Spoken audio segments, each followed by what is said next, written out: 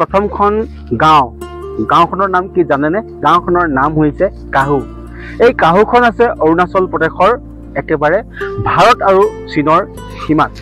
আৰু লোকেলিটি টিনৰ দৰ্শকসকলক আমি এই কাহুৰ পৰিৱেশ দেখাব বিচাৰিছোঁ। ভাৰতবৰ্ষৰ প্ৰথমখন গাঁও কাহু। প্ৰকৃতিৰ অপৰূপ সৌন্দৰ্যৰে ভৰপূৰ এখন সৰু গাঁও হৈছে কাহু। সাগৰ পৃষ্ঠৰ পৰা 4070 ফুট উচ্চতাত অৱস্থিত এই সৰু গাঁওখন আছে অৰুণাচল প্ৰদেশৰ ভাৰত চীনৰ সীমান্তত।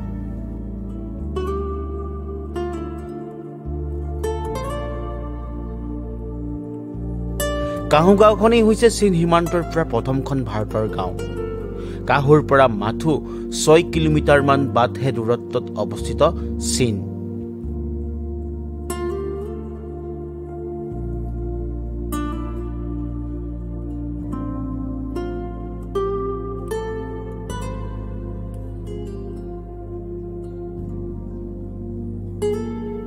অৰুণাচল প্ৰদেশত আঞ্জাও জিলাত অৱস্থিত কাহুৰ নান্দনিক পৰিৱেশে পৰ্যটকসকলক হাত বাউলি মাতে।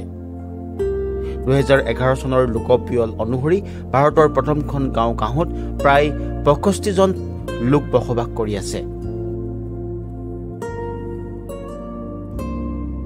অৰুণাচল প্ৰদেশৰ লোহিত নদীৰ পাৰত অৱস্থিত কাহুৰ পৰাই আপুনি চীন দেশৰ সুউচ্চ পাহাৰ, দূৰৈত জিলিকি থকা ঘৰসমূহ প্ৰত্যক্ষ কৰিব পাৰিব।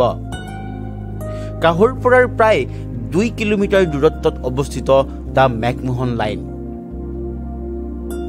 মেয়ৰ জনজাতিৰ লোকসকলে বসবাস কৰি আছে এইখন কাহুত বৰ্তমান।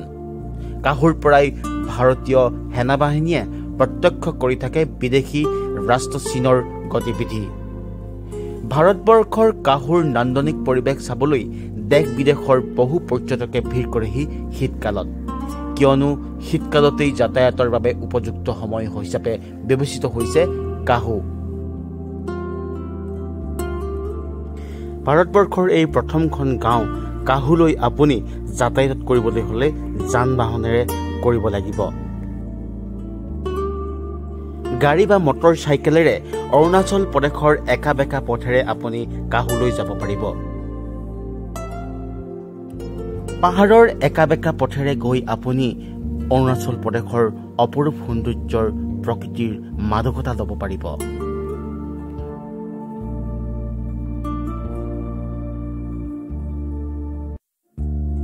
যাৰ বাবে এতিয়া শীতকাল আৰম্ভ হোৱাৰ লগে লগেই অৰুণাচল প্ৰদেশৰ কাহুলৈ বহু দেশী বিদেশী পৰ্যটকৰ আগমন ঘটিছে।